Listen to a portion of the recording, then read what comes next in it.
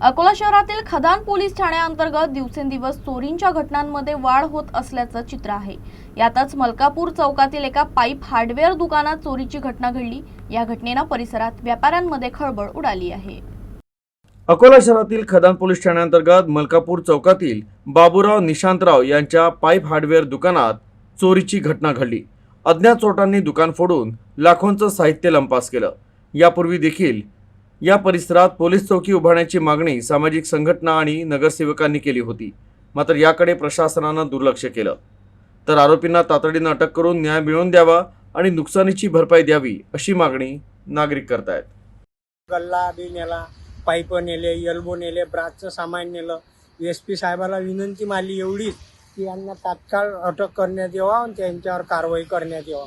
कॅशसुद्धा माझी भरणीतले पैसे नेले, गल्ल्यातले पैसे नेले, 1800 रुपये कॅश होती रक्कम ते पण नेली, भरणीतले नेले, पाईप नेले, CPVC नेले, VPVC नेले।